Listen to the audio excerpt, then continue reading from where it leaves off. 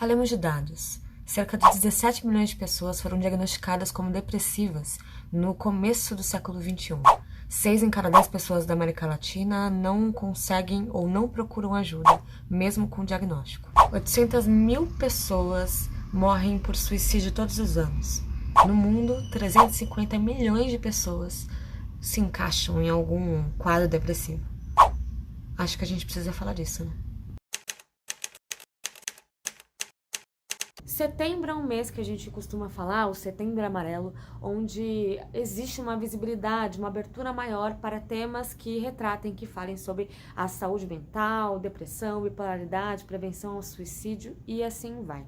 Dia 10 de outubro é também o Dia Mundial da Saúde Mental, pela OMS, né, pela Organização Mundial de Saúde, que, enfim, junto com especialistas, costuma fazer, creio que não vai acontecer nesta época aí pandêmica, mas costuma fazer caminhadas e movimentos para justamente a prevenção ao suicídio, para o cuidado e para também colocar em pauta essas questões e a gente debater sobre elas para perder preconceitos e assim vai, né?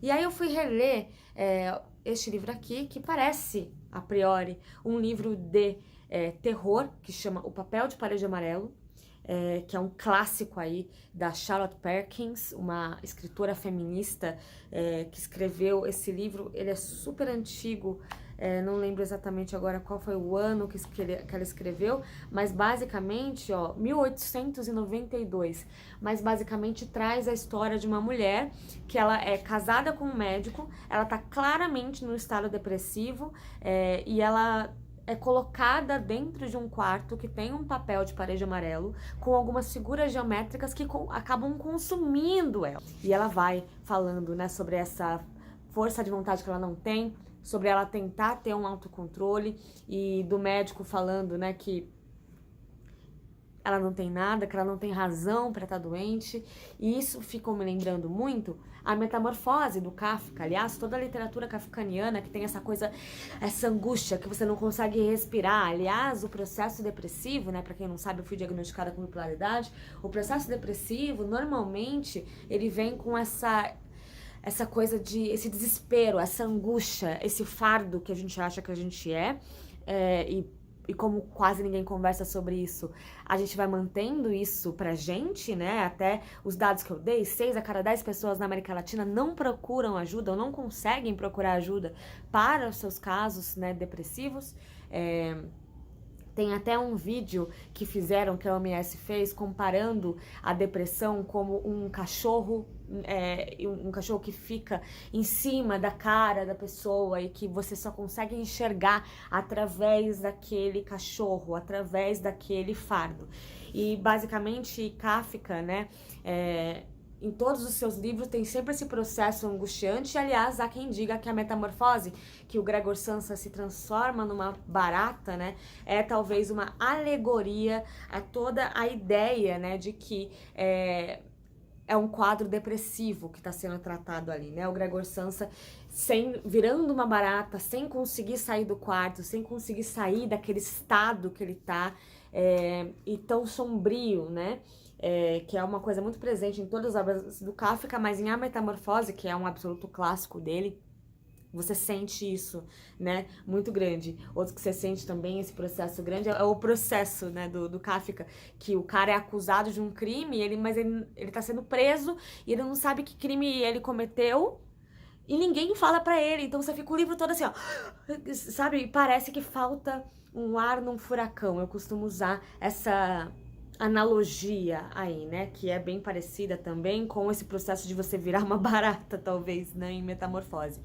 O Andrew Solomon, que é um escritor que escreveu um livro sobre depressão que chama O Demônio do Meio-Dia, também constatando aí com essa ideia, né, dando um contraste para essa ideia de que o noturno, a escuridão, dias chuvosos, dias frios, tem mais tendência a serem depressivos, e contrastando com a ideia de que não, na verdade é no pico do sol, ao meio-dia, que é quando por efeito de comparação, as pessoas ficam mais depressivas, porque vem as pessoas se comparando, né, começa a se comparar, vem as pessoas na rua se divertindo e estão dentro de casa sem conseguir sair, né? O Andrew Solomon fala no Demônio do Meio-Dia que o oposto de depressão não é, que o complemento de depressão não é tristeza, mas falta de vitalidade, né? Falta de vida, é o cão que fica ali no seu olho, faz você enxergar através dele. A Maria Rita Kell, ela tem um livro que chama O Tempo e o Cão. Esse livro aqui, ó, que é lançado pela Boitempo, né? E nele ela fala também sobre esse processo comparativo do ser humano e que o homem, né? O homem, quando eu digo o ser humano, ele só se enxerga num quadro depressivo, ele só se enxerga, só fica mal consigo mesmo quando ele tem um efeito comparativo social e que, portanto, a depressão é sempre um quadro também social, que tem a sociedade com muita importância, porque você vai se comparar com o que a sociedade condena como normal, né? Fala que é normal. Então, assim, se eu não sou igual, se sai um grande sol, se é meio-dia, tá todo mundo na rua, tá todo mundo se divertindo, ouvindo música, dançando, nadando e tudo mais, e eu tô em casa sem conseguir me levantar da cama, quem é o anormal? Sou eu, porque a sociedade inteira parece que tá felizinha. Aliás, o Andrew Solomon fala também no Demônio do Meio-Dia, que eu emprestei, por isso que eu não tenho ele aqui físico, de como a depressão não é uma doença moderna, né? A depressão é uma doença que, olha esse livro, né, que eu falei pra vocês, A Parte de Parede Amarelo, 1896, mas na verdade, desde sempre, quadros depressivos são sendo colocados em pauta na sociedade, mas a gente não fala sobre eles, a gente vai deixando escondidinho e tal, até porque existe esse medo, esse tabu de se falar sobre morte, de se falar sobre suicídio, de se falar sobre tristeza, né? Porque a gente condena isso, a gente quer ser feliz, a gente quer mostrar felicidade nas redes sociais, é tudo uma maravilha, é tudo incrível, é tudo maravilhoso, não temos problema. E aí, por exemplo, nessa época de Covid, né, eu tenho um vídeo aqui, clica aqui no card pra vocês verem, que eu falo justamente sobre um manual de sobrevivência em tempos de Covid, em tempos de pandemia, que tá todo mundo trancado em casa e que é mais difícil ainda, porque a gente tem que conviver com a gente mesmo, né? E aí, por exemplo, tem este livro aqui que é o Morra Amor, que já começa, cara, tem um trecho, assim, que é incrível, é muito doido, que é uma mãe, né, que, cara, ela tá tão numa depressão pós-parto ali, que ela quer só matar o filho, que é um bebê, e o marido, assim, e quer esgotar a sua capacidade de existência, sabe? Porque é um fardo. Ela, por si só, se considera um fardo. Com uma das mãos segura o meu nenê, com a outra, a espátula. Com uma das mãos, prepara a comida, com a outra, me apunhalo. Que bom ter duas mãos, que prático. Você fica, uau! Eu tenho um vídeo aqui também no canal falando sobre Depois do Azul, falando também sobre depressão, sobre suicídio, e aqui são duas irmãs gêmeas e uma das irmãs se suicida e a outra gêmea fica pra contar como que é esse processo de alguém tão parecido com você fisicamente, ter tirado da própria vida e as consequências disso para toda a família, as consequências disso para todos que o cercam, inclusive da própria mãe entrando num processo de depressão por conta da morte da filha, né? E tem um projeto gráfico, é um romance francês, tem um projeto gráfico maravilhoso, né? Porque a menina se suicida na piscina. Então aqui as cores são as cores da piscina, de você emergindo da piscina. Também falei em outro vídeo aqui sobre esse clássico, A Redoma de Vidro, da Sylvia Plath, que fala justamente sobre uma pessoa depressiva, né, que é a Esther. E é justamente essa concepção também de que ela tem tudo que ela poderia para ser feliz, ela vai para Nova York, consegue, fica meio que, sabe, tem um certo sucesso, vai em festas, etc. Mas ela não consegue sair daquela redoma de vidro, porque ela não tem vitalidade, né? E isso é angustiante, cada vez mais angustiante para ela, né? E é desse livro aqui que surge aquela frase que eu falei, né? Que você não consegue respirar no olho do furacão. E terrível. Para a pessoa dentro da redoma de vidro, vazia e imóvel como um bebê morto, o mundo inteiro é um sonho ruim. E aí eu fiquei lembrando também de todos os livros da Helena Ferrante que retratam questões de saúde mental, principalmente vinculados com questões sociais, com questões de origem, de amores e de ser mulher e de família, né? Todos os livros da Helena Ferrante trazem isso. E esse daqui, que é A Filha Perdida, a mãe, que é uma professora, na verdade, ela vai para uma praia e ela começa a ver uma mãe brincando com sua filhinha pequenininha e ela começa a se espelhar naquela mãe e querer ensinar como que faz, mas ela mesma conta que ela tinha gêmeas, né, que ela tinha 2 filhas e que ela abandonou as filhas justamente por um processo depressivo e as deixou com o pai. Então, é também essa angústia, mas qualquer uma dos livros da Helena Ferrante valem a leitura. E falando em maternidade, que eu já falei, né, dos livros da Helena Ferrante, e aí falei desse Morra Amor, também tem duas da Eliane Brum, que, cara, já começa com a mulher unhando a porta e sangrando sem parar. É pesadíssimo, né?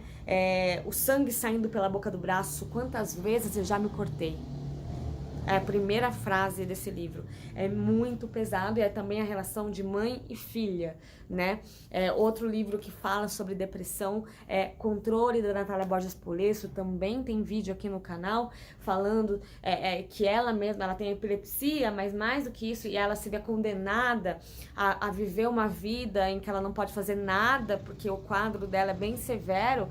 Só que, cara, ela se sente amorfa, ela repete a palavra amorfa muitas vezes no decorrer desse livro, e sobre essa necessidade, essa coisa de que é tão angustiante viver e é tão angustiante você não ter controle sobre nada, sabe? Que passa pela sua cabeça.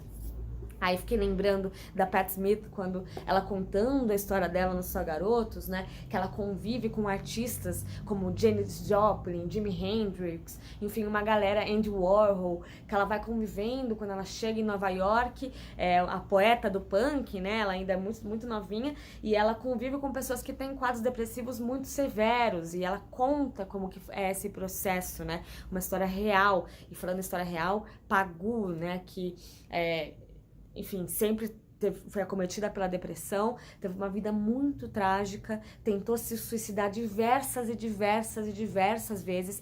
Tem vídeo aqui no canal sobre o Paixão Pagu, e vai ter vídeos novos sobre a Pagu em breve. Tem vídeo sobre a biografia da Pagu, da Patrícia Galvão.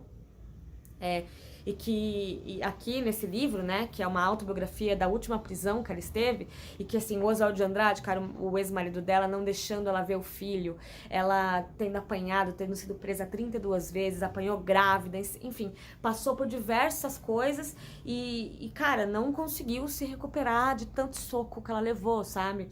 Outra pessoa que também teve um quadro depressivo muito grande, que se suicidou, foi a Ana Cristina César, que também tem vídeo aqui no canal falando sobre a biografia dela.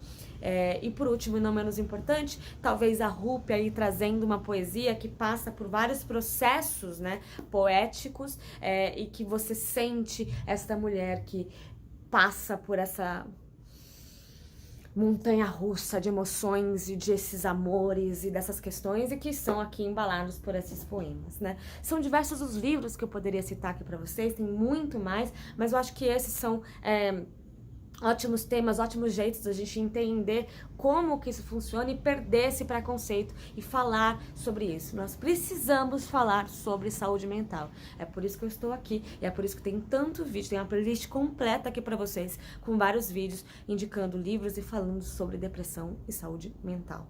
Beleza? Vou ficar repetindo, saúde mental, saúde mental. E é isso, lembre-se que somos todos sobreviventes e que cada dia eu aprendi isso com uma grande amiga minha, Fernanda, do canal das Bi, que ela falava pra mim, no meu pico da depressão, ela falava pra mim, amiga, toda vez que você acordar e se olhar no espelho, quando você for escovar o dente, quando você comer alguma coisa, quando você for fazer qualquer mínima coisa, se agradeça, se parabenize. Parabéns por ter conseguido escovar o dente. Parabéns por ter conseguido levantar da cama. Parabéns por ter conseguido fazer isso. Porque é um ótimo jeito da gente lembrar que é muito difícil mesmo. E que você não é anormal, tá? Lembre-se disso. Tchau.